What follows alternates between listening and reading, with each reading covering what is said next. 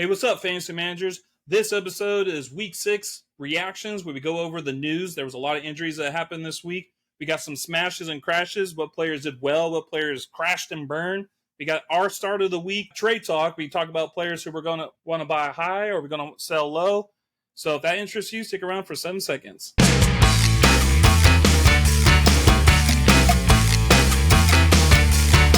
can do it! What's up, Zoners? This is Tyler, Big Turd Ward, and Jason, the lucky bastard Ethan Wolt, coming at you live from the West Coast. And this is the Fantasy Red Zone. Today's episodes, smashes and crashes, studs and duds, Jason. We're going to be going over all the latest news. There were a ton of injuries this weekend. It fucked a lot of people. Me included. I don't know if you got screwed, Jason. Did you? I can't remember. That was last week. With injuries? Yes. Well, I just found out one about an hour ago. Which one was that? Williams. Oh, well, that's good news, actually. We'll get into that. Jason, before we get into everything, can you please tell the public how they can help this show? Yeah, if you guys made it this far, if you could please hit the subscribe, press the like. We like the likes. Leave a comment. Let us know if any of your players were affected with injuries over this crazy weekend. Also, if you like the radio, we're on Spotify, the Fantasy Red Zone. It was a bloodbath. There was people were bathing in blood on the 50-yard line, Jason. Rain of blood. Oh, dude, I got sick to my stomach and I had to act like nothing was wrong because I dropped Jordan Mason on Saturday for Keaton Mitchell, Jason. I know, and then you see Mason. He scored too, didn't he? Mason? Oh yeah, that's 2 weeks in a row. He was on the waiver wire show.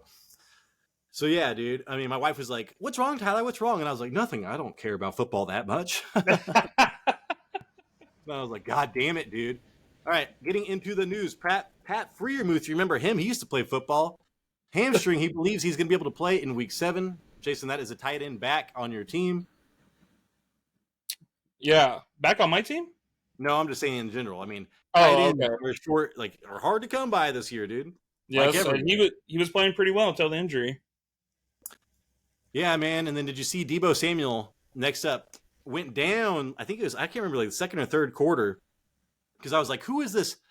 Who, I forget what player was replacing him. It was a wide receiver that was like Bam Bam Rodriguez or something. It was some crazy name.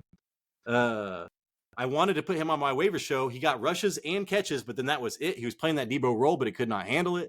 Jason, Deebo has been off and on injury all year long. And this is part of the reason why we had him low in our ranks. Or high in the ranks. Is it low in the ranks or high in the ranks? Yeah, I think I had him as one of my biggest busts of the year anyways, going into this year. You did. And it wasn't because of injury. It was because of usage. And, I mean, the only time he's done well is when Ayuk has not been there. So, there you go. But he is day-to-day with that shoulder injury. Jason, the big one right now. CMC is undergoing MRIs. It is an oblique injury. I saw reports 3 to 5 weeks. I saw reports of who the hell knows. But, I think it was an inside reporter on the San Francisco 49ers that reported 3 to 5 weeks. That seems about right, I guess. I don't know how you feel about all this. That's tough because 15 games in a row with a touchdown. Oh, yeah. I mean, that's great for your fantasy players. But when you get used that much, you're also getting hit in the sides a lot. You get hit in the sides. Yeah, and I mean, they've been doing such a good job of putting him out in space and everything, but that Cleveland defense is no joke, dude. They're for real. Oh yeah, and you picked them up, Jason. They were still like defense 20, but you can go ahead and start them every single week. Jason, Deshaun Watson shoulder is making progress. He is still considered day-to-day. PJ Walker did not do terrible, but man, for Amari Cooper and everybody to be where they need to be, Deshaun Watson needs to be back. Again, I think it is a buy low on Amari Cooper. And Elijah Moore gets 9 targets a game when he is back.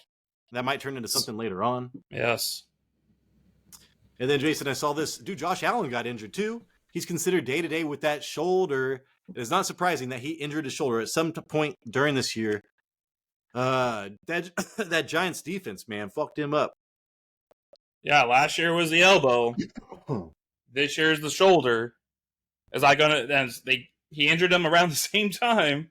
I wonder if that's going to affect him for a couple of games, like the elbow did for him last year. Yeah, dude. So Josh Allen, Don't worry about him. I mean, you're holding him. And then this next guy I've been trying to trade for all day, Jahmyr Gibbs. Hamstring appears to be on track to play week 7, right in time for David Montgomery. Boom. We'll get to him later. Let me see if I can find him real fast. Ribs will miss some time with his injury. I've heard he might go on IR. They're contemplating on if he's going to go on IR or not. So we're looking at 3 to 4 weeks for Montgomery. So yeah, dude, Jahmyr Gibbs coming back right in time. Jason, would you trade for Jahmyr Gibbs? I mean, it sounds like you should, but Gibbs has been such a disappointment this year. He needs those 19 touches, and I'm guessing he could hopefully get him with Montgomery out. Dude, I'm only giving up like Jamison Williams and Tyjae Spears for Jahmyr Gibbs right now. That's what I was trying to do. That got rejected in 2 seconds. And then I look at the rest. I'm like, what else would I really want to give up for him? It's kind of scary to give up. I'm still like, dude, it's one of the few people you can get for cheap and could win you a league in the running back category. Especially when he hasn't proven himself this year yet, and we're still just hoping he's going to in the future. And then this is a big one too. I need to see if Jamal Williams is even on our waiver wire. But I am an Alvin Kamara owner. Hamstring was limited during practice. This is one of those did not hold practices, whatever. But anyways, he's supposed to return to practice this week, dude. So he's got a Thursday night game. Look like what'd you say? He's got a Thursday night game. Yeah, dude. So I want to see what is going on there. And then Jason, Trevor Lawrence did not participate in practice Monday. I saw that looks like he's going to be week to week. There was a scare. There was a couple things going out yesterday that it might be long term. Looks like that is not the case. And he's got a Thursday night game too. Yeah, fuck Thursday night games, dude. Those games have been shit for offenses this year. And then Jason, this should make you happy. I mean, I feel bad for Ronnie Rivers, but still, PCL sprain. He's going to be out a few weeks. I'm interested to see if they are going to bring in like a Leonard Fournette or somebody off the streets, Jason. I do not believe that they will usurp Kyren Williams, but it would be a hot waiver wire ad. And this is, you said Ronnie Rivers? Yeah, so Kyren Williams, I think, is only an ankle sprain, and he's still like questionable for next week. Ronnie Rivers is a PCL sprain. He's out for like 3 to 4 weeks. They're saying he's doubtful, Williams, for next week. Yeah, so who knows who's going to be running back next week. They have some guy on their team named like something Evans and then Royce Freeman. So we'll see if one of them two will step up. Right, dude. Oh, and then Joshua Palmer. This popped up, dude. He's expected to play tonight.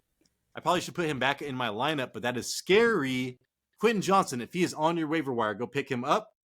Joshua Palmer, if you're hurting for wide receivers, dude, I think that you could trade for Joshua Palmer if you can afford it. Because, dude, that guy he was a great wide receiver too for me last year when Mike Williams was injured. Yeah. What did he get hurt for? What did he get hurt with?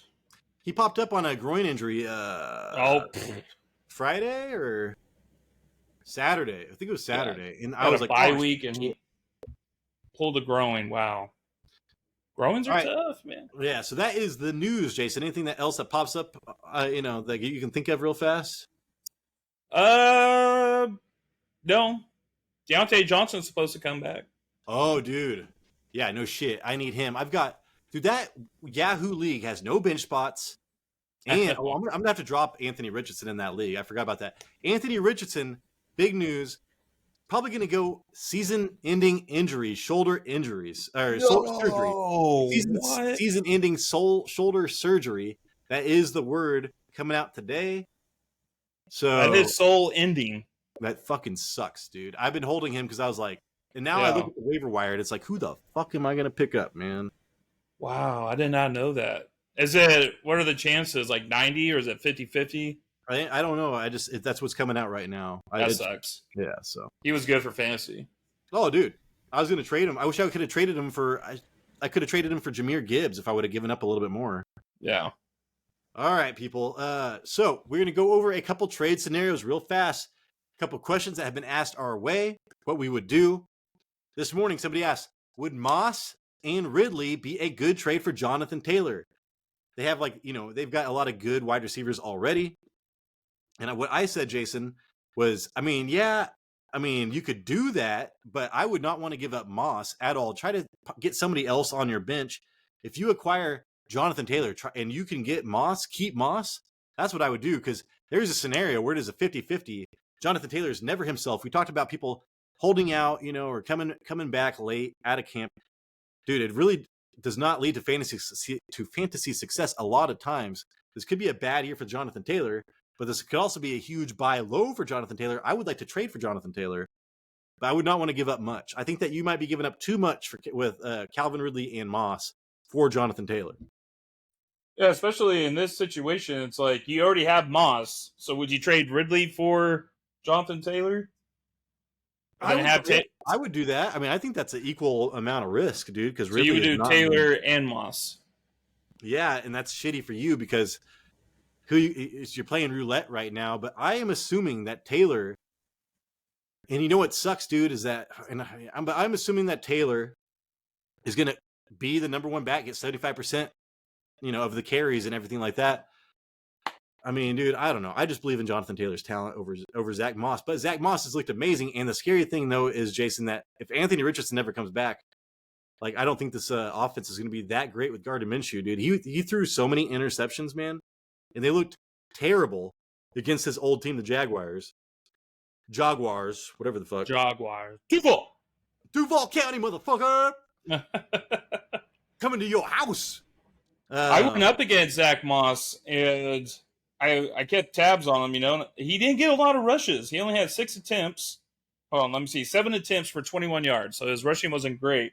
But he had a rushing touchdown, and he had 6 receptions. The guy ended up with 14 points. And I'm just like, dude, this is the back that's getting all the receptions out of the Colts backfield right now. Same thing with Jonathan Taylor, though. Jonathan Taylor had just as many or more catches.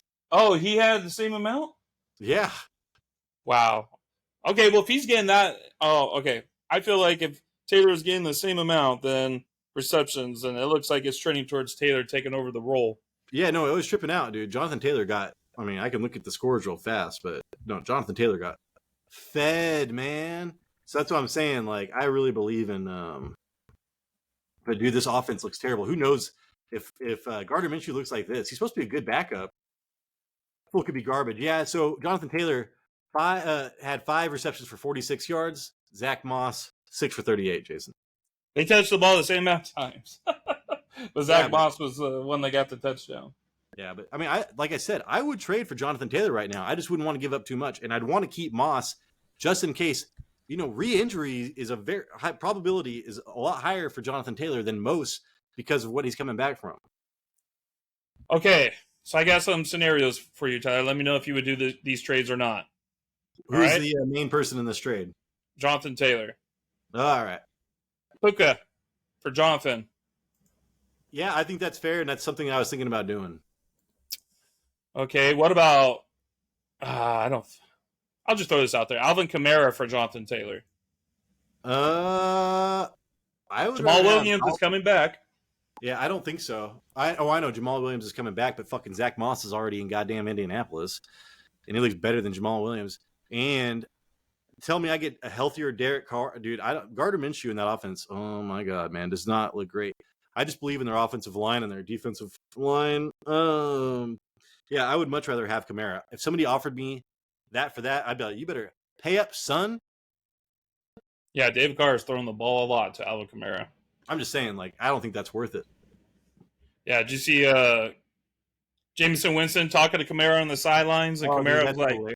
I was like, man, this guy what is Jameis Winston doing, dude? I know. Alvin Kamara was just like, yeah, bro, whatever. Like, yeah. Go eat some. Last one for that. Would you do a package deal, Jonathan Taylor and Jaleel McLaughlin for Raheem Mostert? See, I'm a Raheem Mostert owner, and I would tell that guy to fuck off, dude. I do like Jaleel McLaughlin, but no, man, like, not for Raheem Mostert. Raheem Mostert's going to win you the next 3-4 weeks, and then he's going to be a running back 2. So through the playoffs. I think he's running back 2 overall right now. He's RB2. Oh yeah, I'm just talking about, like, I do believe Achane will usurp. I'm using this word a lot. Once Achane's back, he is the man. So I love Mostert, but I don't expect this shit to keep on going. But still, it's like you don't. You still want that piece of the Dolphins, right? You want some piece of that Dolphins Oh yeah, I backfield. mean, we'll talk about that. I mean, Yeah. that offense is crazy. Jason, would you take Puka if you would you trade Puka for Jonathan Taylor? Uh right now, no. I will still keep Puka. I think right now because what we saw in the game, Puka had 4 And he points dropped an easy touchdown. and he So dropped an easy touchdown. So, but the thing is, he's still getting targeted in the red zone in that Rams offense. So yeah, I mean he's second on the team with like 7 targets or something still that game. I mean I love Puka still. It's just depending on what you need, man. yeah. And And it's like going up against the Cardinals is crazy, dude. Sometimes you're like, dude, they're going to get smashed, and then sometimes they actually play good defense. It's like I thought this was going to be a Williams was going to give me like 40 points on the ground. He ended up, I mean, he did decent, but he didn't do nothing in the first half. I'm like, what is going on in this game? I know, dude. Oh my god. Who's the next player on your trade scenario? Okay, I wanted to talk a little bit about or ask you about Derrick Henry. Right. For Derrick Henry, would you do Jonathan Taylor, Michael Thomas for Derrick Henry? If I was the Derrick Henry owner, I would accept that trade. Yes, because Michael Thomas is a low end wide receiver too, and his floor is super fucking high. I don't know what he did last game, but I remember looking at his stats. It's like 9 points a game, dude, every single game. Which one? Who? Michael Thomas. Oh, Michael Thomas. I don't think he reached that last See, game. the problem, my main concern here, and it's funny because they both have injured quarterbacks now, but I believe in Shane Steichen. Dude, fucking Malik Willis and Will Levis are going to stink that shit up. Tannehill, we need to see how injured Tannehill is. There's a good chance he might be out for the season. Mm-hmm. So yeah, dude, like I would actually try to trade away Derrick Henry this week before it comes out. The Titans are going to be helmed by Malik Willis and Levi Willis, whatever the hell it is. And I'm even thinking about, I'm trying to trade away Tyjae Spears this week. So yeah, I'd be probably trying to trade away King Henry. So yeah, if you can get that for King Henry, that's what I would accept that. Okay, let's do another one. Isaiah Pacheco for Derrick Henry. Jesus Christ. I would go off of draft capital and name, and I would ask. I think that's smart, but I don't think that you should just get Isaiah Pacheco. I think that they and you know that. And so also, Derrick Henry is going against Houston twice in the fantasy playoffs, and we make a joke like he'll get 400 yards in those 2 games. But dude, Houston is actually playing pretty good defense. That Will Anderson is legit. I think he's that middle linebacker they drafted. So yeah, dude. What was the question again? Isaiah Pacheco for Derrick Henry. I think that's just fair. At this point, I think that's fair, dude. They're both like fringe running back ones right now because Derrick Henry's about to get smashed, and then he got 80 yards or like 80-yard run and a touchdown. So yeah, Houston right now is giving up 23 points to running backs through 6 games, which is 11th in the league. I would say, I take it back, but that's a young defense. They might be turning shit around. No, I'd probably rather have Derrick Henry over Pacheco. Okay. All right. Last one. Would you do CeeDee Lamb for Derrick Henry? Fuck. I haven't looked at CeeDee Lamb shit lately, but you got to expect. No, I think that's a fair trade. Yeah, I would do that. That's definitely a fair trade. That's like equal draft capital, equal performance issues. Yeah, and I'd almost prefer Lamb because, he doesn't have any competition for anything, dude. There's not even a wide receiver 2 on that team that you're afraid of. So yeah, if I had Lamb, Derrick Henry for CeeDee Lamb is probably a good trade for you. Trade up. A-town down. All right, that's it. Okay, you did Jaleel McLaughlin and you did King. All right, that is it. If you have some suggestions about trades, hit us up, man. Down here, it's so hard when I'm trying to do my own trades. I'm like, oh my god, dude, I wish I could fucking ask somebody. I text Jason, hey, somebody commented and they want this trade. I'm asking for a friend. Asking for a viewer. Asking for a viewer. Yeah. So, but when you guys send me it seems like it's really easy to look at it from a third party. You know what I'm saying? Oh, I know. That's how I am at work too. Somebody asks me a question and I'm like, write that down. And they ask me, and I'm like, it's my turn. I'm like, oh, damn. How do I do this? How do I work again? All It's right, weird. Jason, on to the smashes and the crashes. First up, talking smashes. Is it start of the week? Oh, shit. All right, starts of the week, Jason. I totally forgot about that segment. I apologize. Jason, your start of the week was somebody that was injured. Is he even played? Is it Pollard? I was just thinking, I was like, damn, he hasn't even played yet. He plays tonight. What the hell, dude? But I did see that he's actually going to play. Tony Pollard. Yeah. And then mine was DeAndre Swift, who did not get his highest usage. I was saying, dude, every single running back that's gone against the Jets has got their highest usage of the year. So I was like, dude, DeAndre Swift's going to get 28 touches, this and that. He could not run the ball, dude. That team got fucking dominated like so hard. But the good news, Jason, DeAndre Swift caught, I think it was like, he got like 10 targets or something like that. Let me check it real fast. And a touchdown. So he came through for me, did not bust. He was 1 point underneath his projections. Yeah, so he came through. He failed projections. Yeah. But he was not like a bust. So plus he lost a fumble, which sucked. That's what did it. But yeah, 8 receptions for 40 yards on 10 targets, Jason. That whole game was funky too, though. I'm starting to think like the Jets only play like super well when they're at home. Dude, I watched it on the plane. And they were out there too goddamn. I was like, oh, I was afraid. I was like, oh, now Jalen Hurts is going to be able to pass the ball. They're down there. Sauce Gardner and whatever Reed are the 2 all-pro cornerbacks. No, they fucking light them up. So that's what happened. So Sauce Gardner wasn't even. He got injured in that game. No, he wasn't even. He did not even start the game. So it was just. I saw like the last 3-4 minutes of the game on the plane. Yeah, dude. And I was like, "Where's Sauce Gardner?" And and also, plus Elijah Vera Tucker. Nobody's even talking about this, but Elijah Vera Tucker for the Jets. They hit the. He's on IR for the season-ending IR, or no, he's out for the season. So that's their best offensive lineman. I was like, dude. Watch this. They're going to dominate, go up by so many points, and just run the fuck out of the ball. Man, you think you know what you're getting out of the Eagles sometimes, and then it's just that offensive coordinator. By the end of the year, I'm going to believe in the Eagles to be more consistent. Yeah, hopefully. That I feel like last week they had the best game of their season against Washington offensive wise, and they were like, okay, now they're going to get back to the 2002 Eagles, but then we saw what happened yesterday, and it's like, okay, maybe they're falling off again. Maybe they're not at that point yet.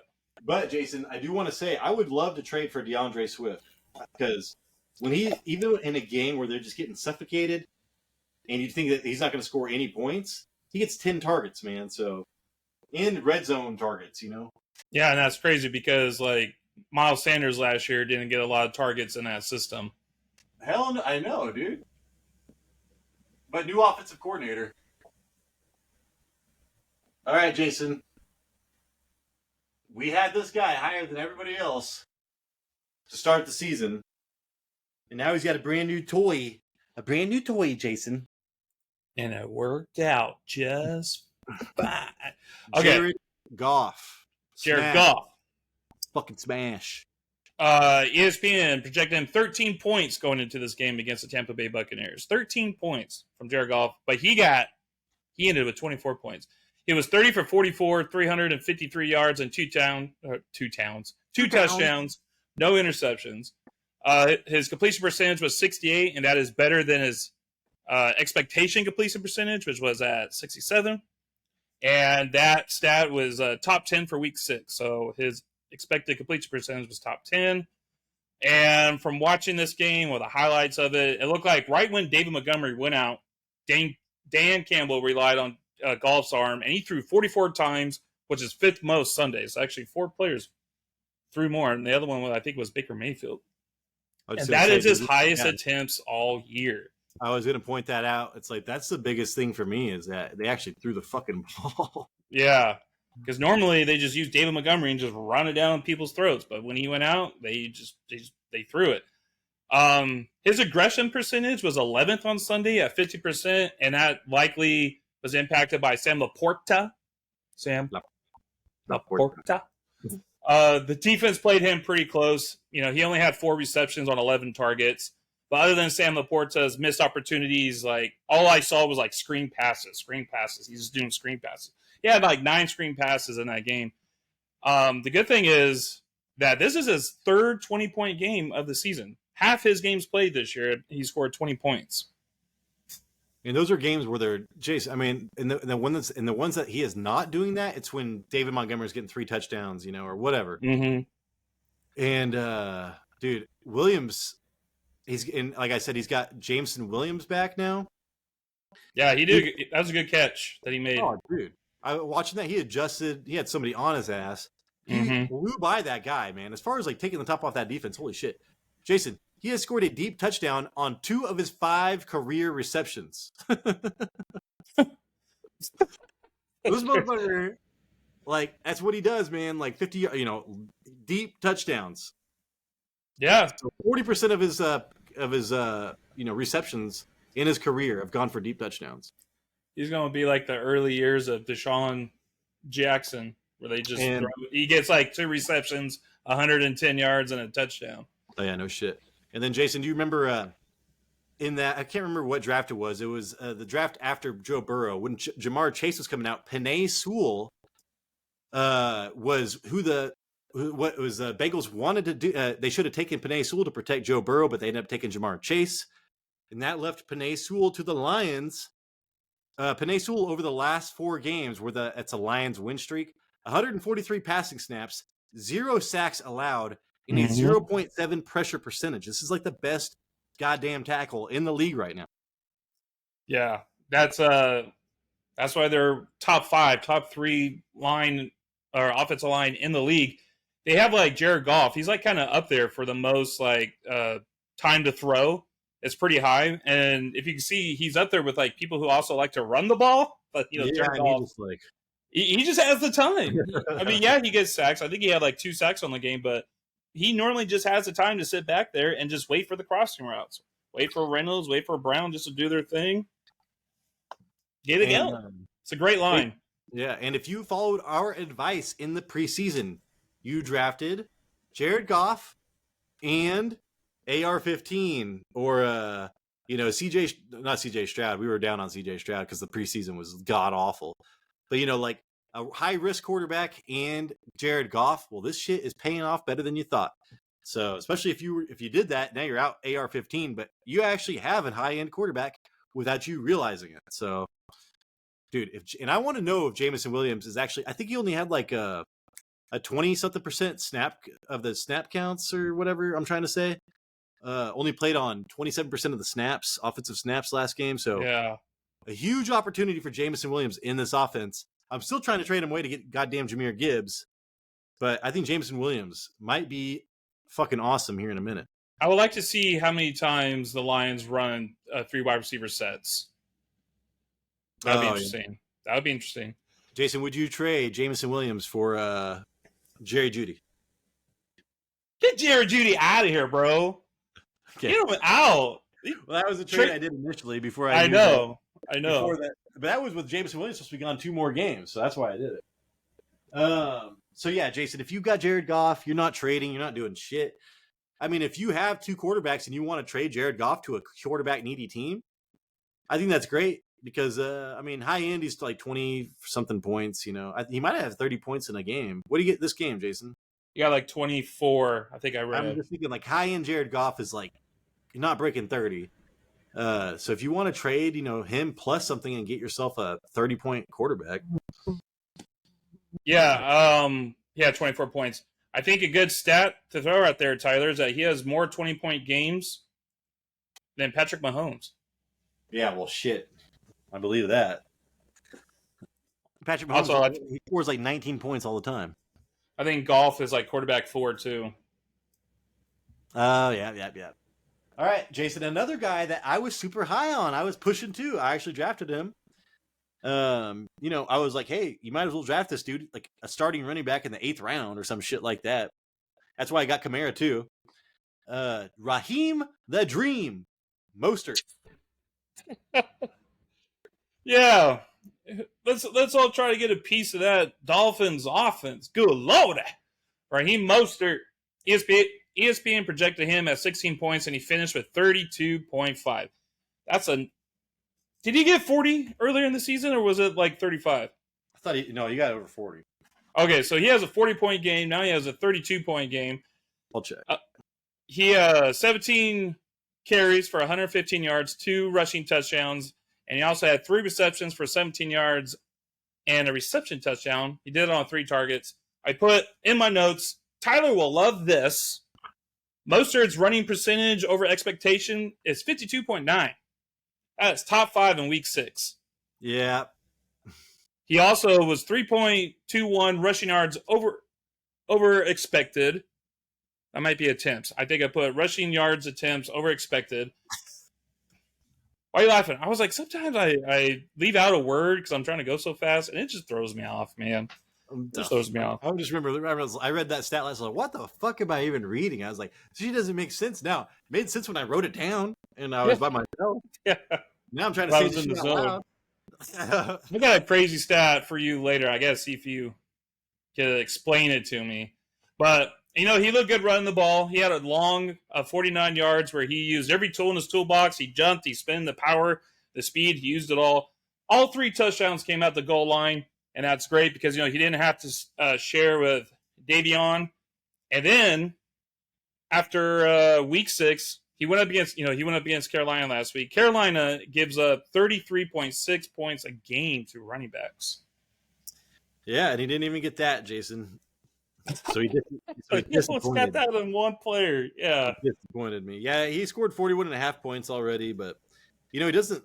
Oh, I'm looking at receiving, but he's been getting at least 2 receptions a game, which is okay, but they really don't use him that much. So, I'd be worried about him getting injured for overworked or whatever. 17 carries, 10 carries last game, 7 carries a game before that, 13, 18, 10. So really, it's not like they're just running him into the ground.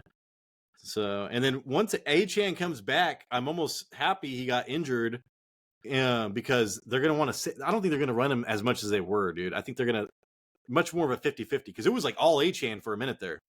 So I also heard that for Achane that the injury, they're more being cautious with it, that he's technically be ready to play in 2 weeks. They're just being cautious with him. That's what you're telling yourself, Jason. I'm sure you highlighted that news thing. I was like, oh, this is very, very interesting. Let me try. How can I squeeze this in there? I need a news ticker at the bottom. Yeah. Injury not as bad. But, we'll see. It's kind of hard to believe what we're reading over the internet when it comes to these teams and what coaches are saying. And then, Jason, kind of just jumping on the back of your stat there, Raheem Mostert gained a season-high plus 55 rushing yards over expected in the Dolphins' victory. So, yeah, so he did good. It's not like he's just, he's doing better than what is even presented to him. It's not like it's a system and he's just taking what's given to him. It's like, no, he's outperforming what should be there. And he has gained the 4th most, rushing yards over expected. Like I said, at 126 the season, that leads all running backs. And he leads all running backs with 5 first downs over expected. So there's a stat, Jason, where these guys are supposed to be getting first downs and they're not getting them.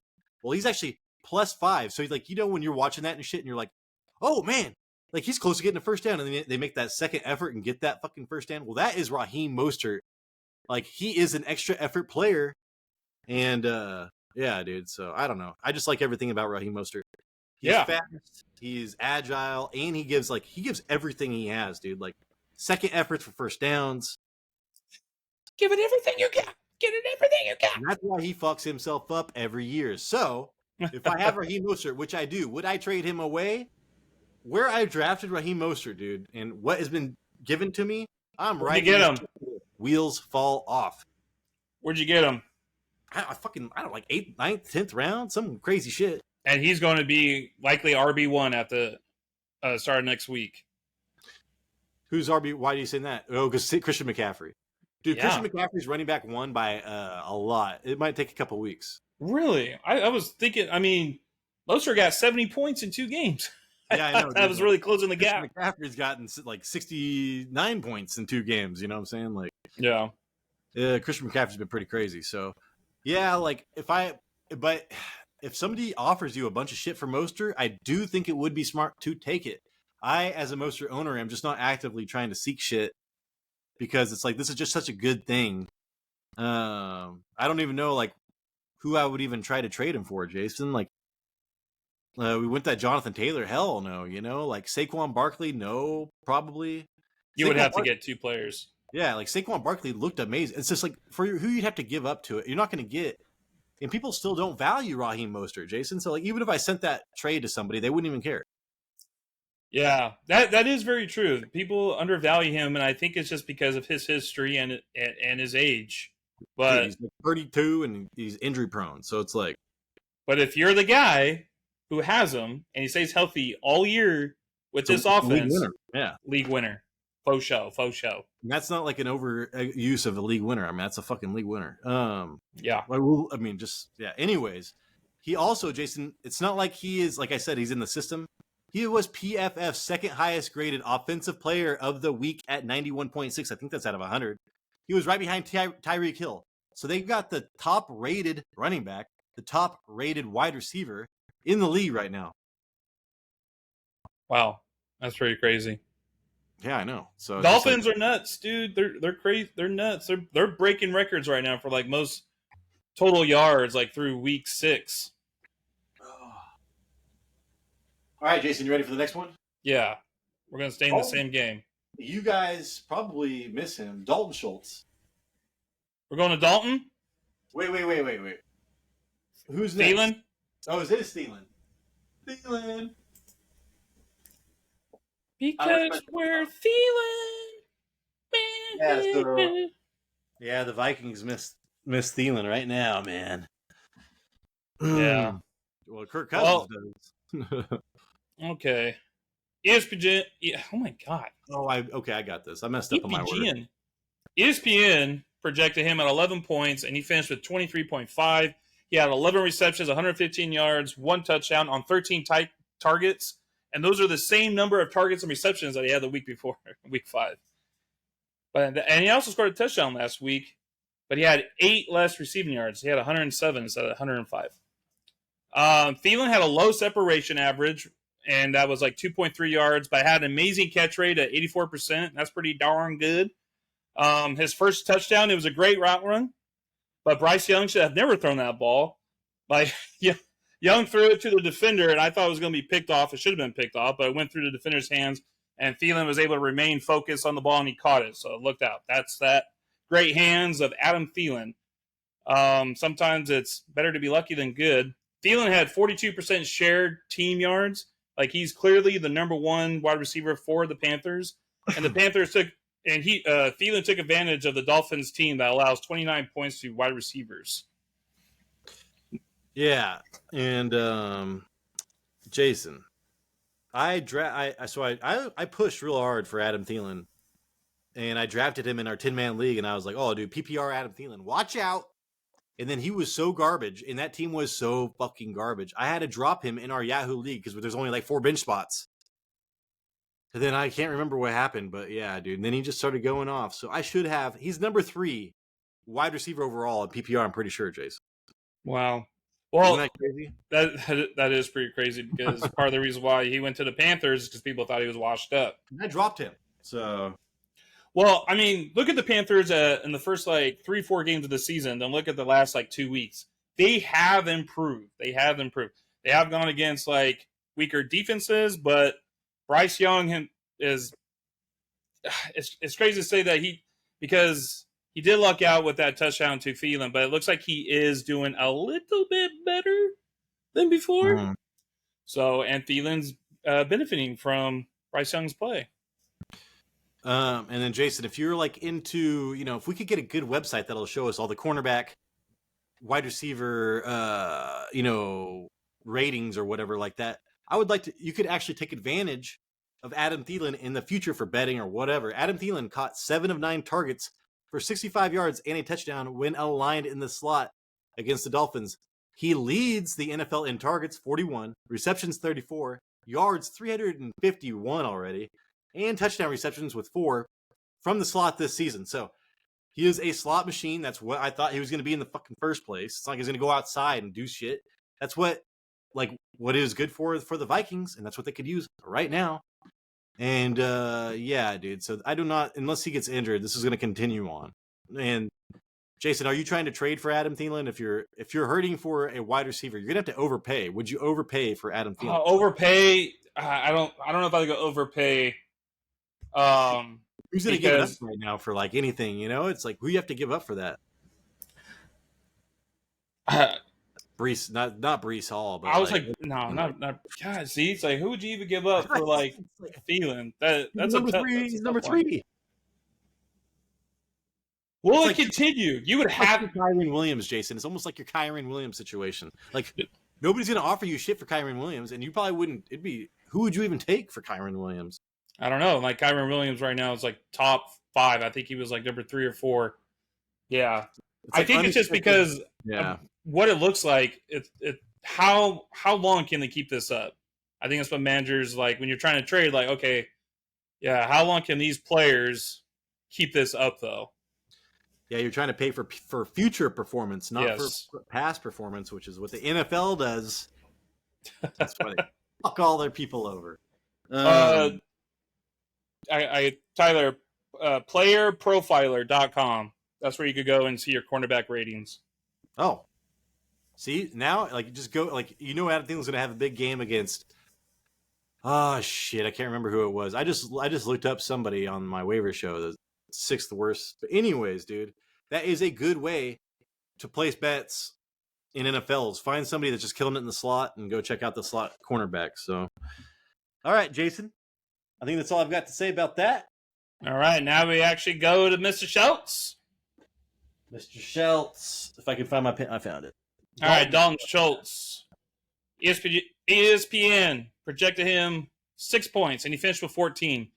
4 receptions, 61 yards, 1 touchdown on 7 targets. He averages 15 yards a catch. His catch rate is 57% with a medium separation average of 2.5 yards.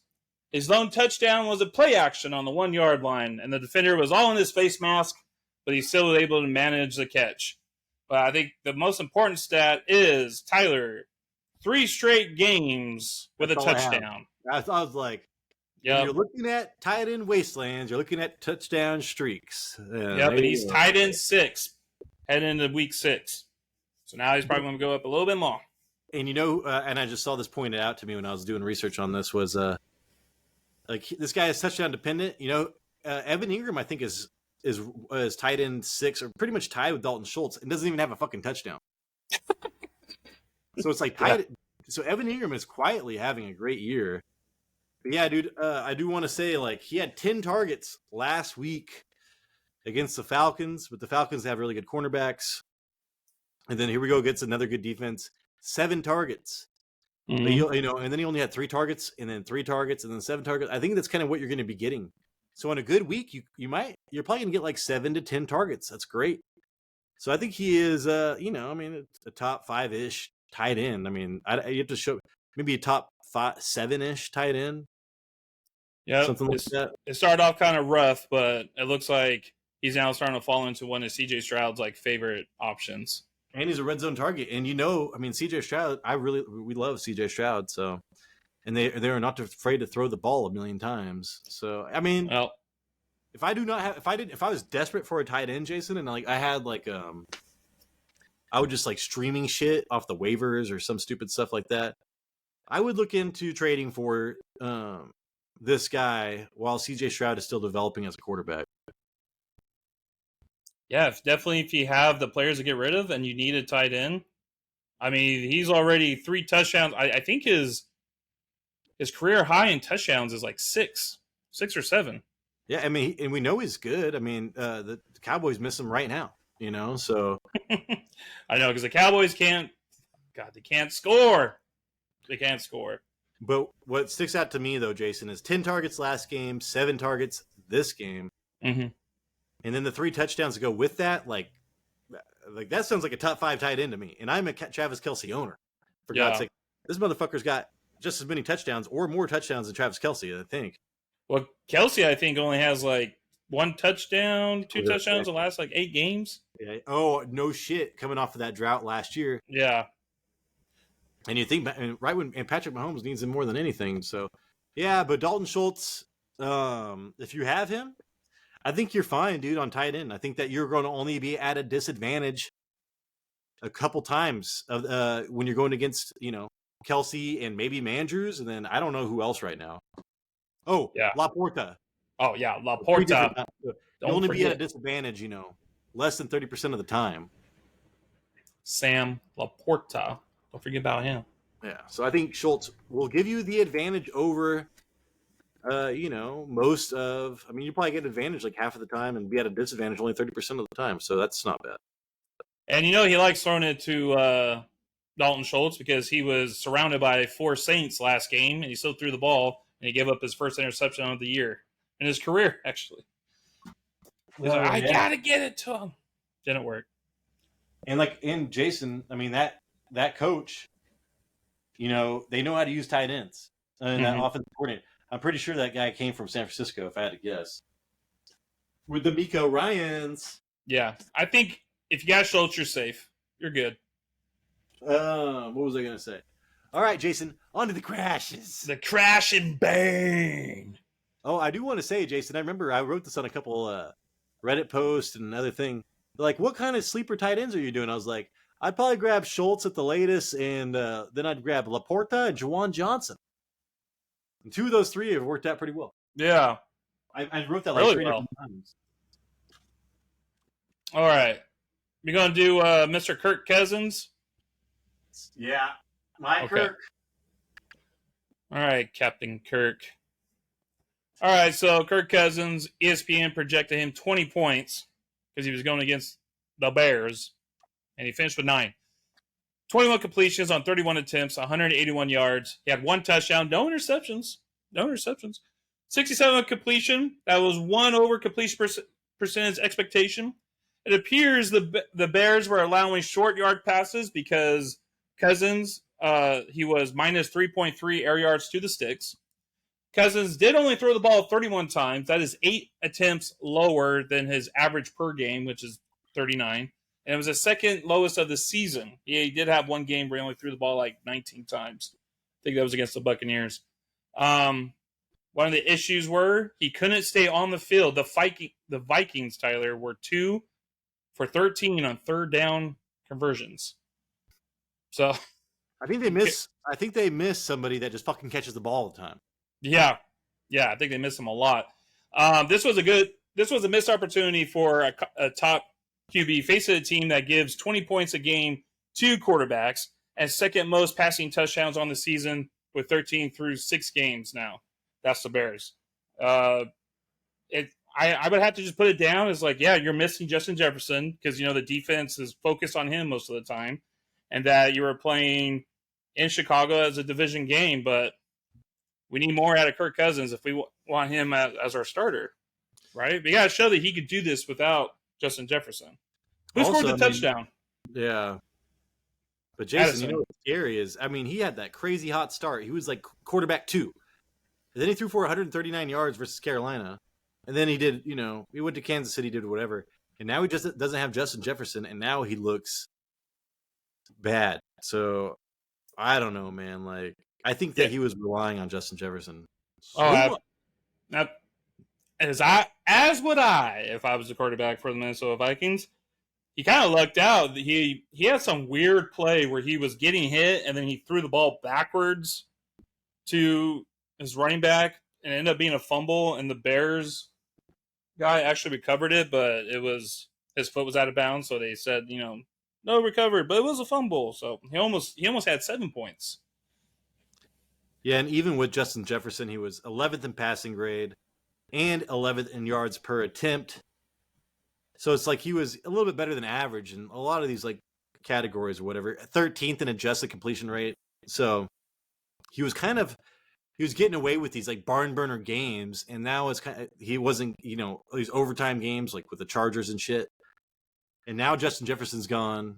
I think he's just going to be a borderline. He's going to be a top 12 play most weeks, but his floor just went way low, Jason.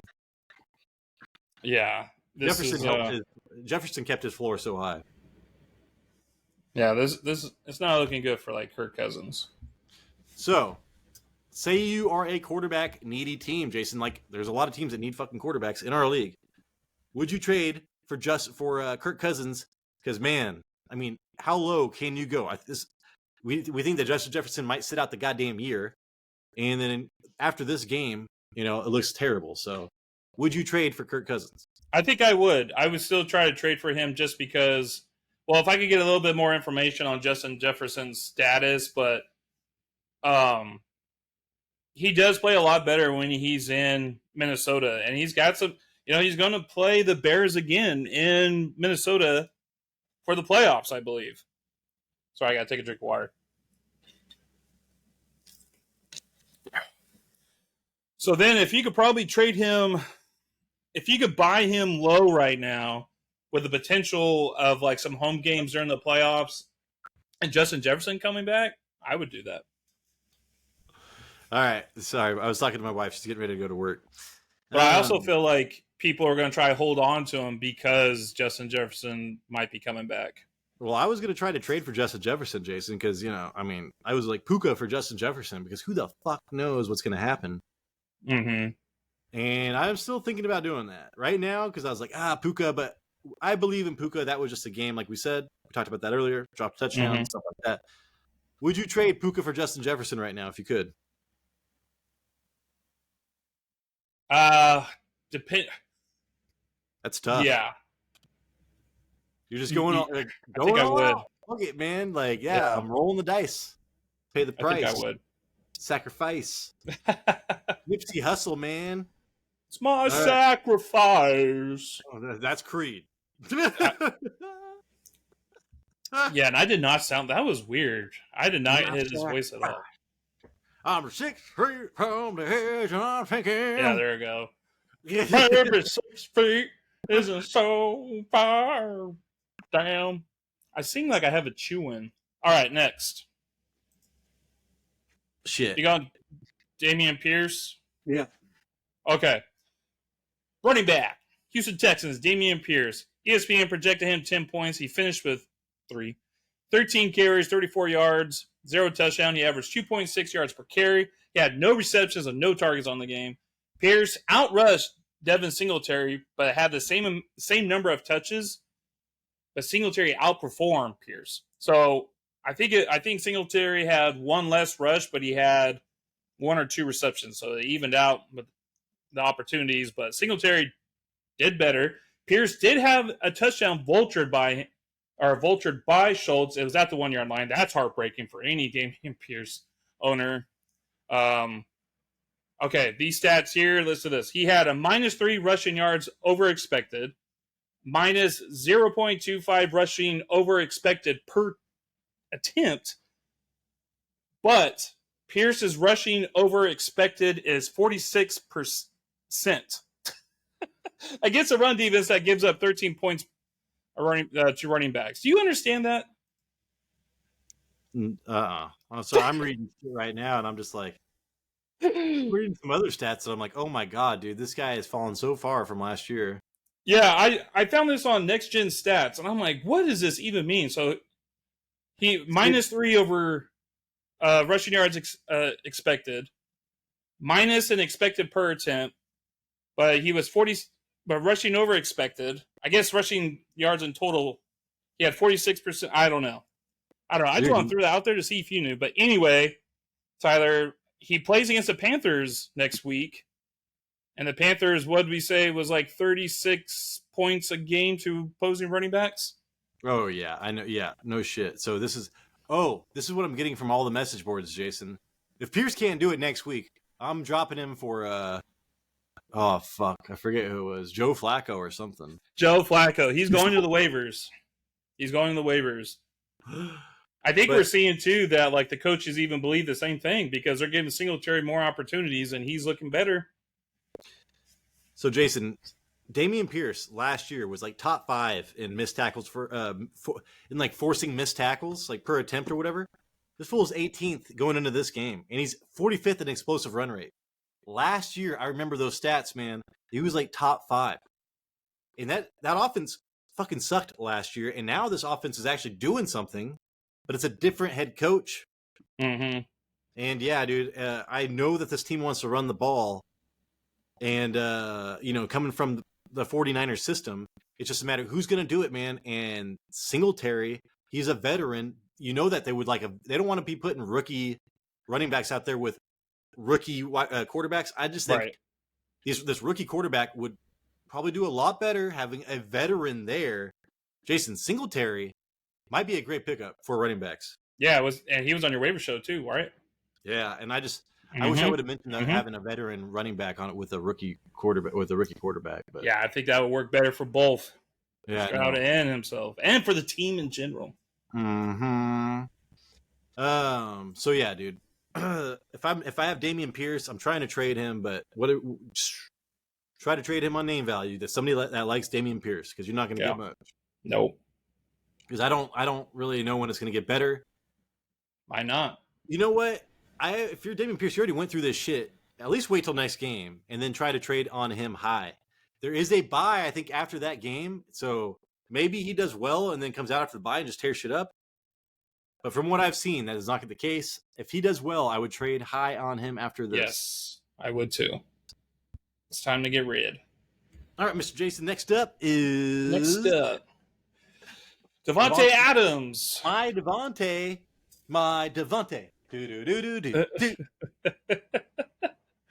Yeah. This one's pretty easy. ESPN projected him 15 points, and he finished with 3. 2 receptions, 29 yards, 0 touchdown on 5 targets. And I didn't really do a lot of stats. I mean, there wasn't a lot to really look at because he only had, 2 receptions. But this was a difficult game before it even started because Bill Belichick is good at taking away team star players, which is Davante Adams. And Bill Belichick knows Jimmy G better than Jimmy G's own mama. So he was already at a disadvantage. But then Jimmy G got hurt. And in came Brian Hoyer, who has also played for the Patriots 8 times in his 15-year career. So, yeah. That's crazy. Yeah, so Adams averaged under 5 yards of cushion and 2.6 yards of separation. That's nothing great about those stats. I think the best stat of the game, though, is that Adams did receive a end zone target from Hoyer in case Hoyer has to play for another game or two because of Jimmy G's back. I'm actually fine with Hoyer being the quarterback. I would be afraid if that O'Connell guy was a quarterback because he did not look good last time he played. But dude, to me, yeah, I mean, Davante Adams got injured last game, barely played, so that was his first bad game. And now this game, like you said, they like to take out the number 1 option. Well, dude, Davante Adams got fucking laid out, man. Yeah. I was watching that game, and I'm like, I even mentioned, like, are they trying to kill this guy? Are they trying to kill this guy? Because when Aiden O'Connell came in, that's how he hurt his shoulder in the. I can't remember, but he's been getting knocked out almost every single game, man. So, if I, as a Davante Adams owner, my panic meter is at 0, bloop, bloop, maybe 1, I guess, out of 10 if it's a fucking 10 scale. If it's at 5, I'm going at 0. I think that you can be okay, Davante Adams. I know that monster game seems like a long time ago. But dude, he still gets gets double-digit targets, man, on a regular week when he's not injured and not getting laid out going against Bill Belichick. So yeah, it was a tough matchup. The cards were against Adams going against the Patriots. Yeah, and Jason, I thought about trading him for somebody, but I don't even know who I would trade him for. I mean, I like targets, and like, who the fuck would I even trade for? Like, that's Jacoby Myers. Yeah, exactly. And Jacoby Myers was a great trade for you, Jason. So there you go. Yeah, well, we talked about it in the offseason that Myers fits the Jimmy G play style. Oh, I think the stupidest thing that the fucking Patriots ever did was getting rid of Jacoby Myers. So yeah. Why the fuck would they do that? Kendrick Bourne, I probably should have added to my waiver wire show, but God, it's like whenever he gets involved, the next game he's invisible. So it's just kind of scary. They got rid of Jacoby Myers and paid Devontae Parker. Yeah, right. So stupid. And that partly was Jacoby Myers' revenge game, if you want to think about it that way. Yeah. Like maybe just hyperfeed Jacoby Myers. Want to do the last one? It is Cole Kmet. Oh yeah. Cole Kmet, ESPN projected 8 points. He finished with 1. 2 receptions, 9 yards, 0 touchdowns on 3 targets. This comes after 3 touchdowns in 2 games, and then Kmet laid a goose egg. But these are games like he has a low floor. He's always had a low floor, and this is part of it. So we expect to have games like this. This was a tough division game. Neither team could stay on the field very long. I'm not sure if Justin Fields missing a game is going to be good or bad for Kmet. I don't know. You got that rookie come in. There were times he looked good, and then there were times he looked bad. Agent or something like Badgent. Yeah, Badgent, like Taylor Badgent, I think. Yeah. Oh my god. So I mean, he only had 3 targets, 9 yards, and I said somebody was giving me, hey, should I start Fields or this guy? And I was like, I'm waiting for. I'd like to see. I want to see him go 3 weeks in a row before I think that. And I was like, dude, and the Vikings play some crazy defense right now. Like, you don't know what they're gonna do. They've been switching it up every single week with their Brian Flores, the defensive coordinator. Yeah. And I mean, I was kind of afraid anyways. And then as soon as Justin Fields dislocated thumb, Jason, he might. I don't know if he needs surgery or what, but he might go to IR because it's a grip strength issue right now. Yeah. And yeah, if Cole Kmet doesn't have this crazy, I mean, I'm all about his upside, dude. So I'm not really sure I don't think he's going to get 2 touchdown, 100-yard games like he can with Justin Fields, but he might be a top 7 tight end with this new guy. It just takes away his ceiling. That's all. Yeah. I do want to point out that when someone asks you, it's like, should I start Kmet or Dallas Goedert? You said Goedert, Dallas still scored, or Kmet scored, but Goedert put up like 20 points. So that was a good call on Tyler, just so everyone knows. Did Goedert actually do well this No, it was a week before. It was when the Bears. Yeah, and then somebody asked me if I should start. Because I was like, it wasn't Goddard, it was Kmet or maybe it was Evans. Yeah, I think it was Evans, and I was like, go with Evans, dude. Go with the floor of Evans right now. Yeah, this is something the Kmet does like every year. He has a very low floor. There's going to be games where he doesn't show up. As soon as I dropped him, he started getting like 30-point, 40-point games last year, Jason. I was like, what did I do? What have I done? What have you done to my boy? Done. All right. That is the show. Thank you so much for watching. If you have some of your busts, some of your crashes, that is a bust, but some of your smashes, tell us what happened, man. Let us know how it affected your week. What else, Jason? We got some player pause coming out this week. It's Jacksonville at New Orleans. And it's going to be Slabanog. It's going to be 30, 40 points scored. Thank you for all the new subscribers coming off of this weekend. Yes. Oh, my gosh. I didn't even check, so that's it was great. Awesome. 555? 55. And I like what you said, Tyler, where you're like, if there's any information added to the thing, because we're here to help each other. We're a community. It's a group effort, Jason. It's a group effort. I mean, yeah, dude. Like, you know what? Fantasy's all luck. People can tell you they're fucking experts, but it's like, unless you know, unless you're like on the team or something, you are not expert. This is Tyler Big Turd Ward. I'm going to say goodbye to my wife. I appreciate you, Jason. Send us out. All right. We'll talk to you guys later. You're a zoner. I'm a zoner. We're all zoners. Deuces.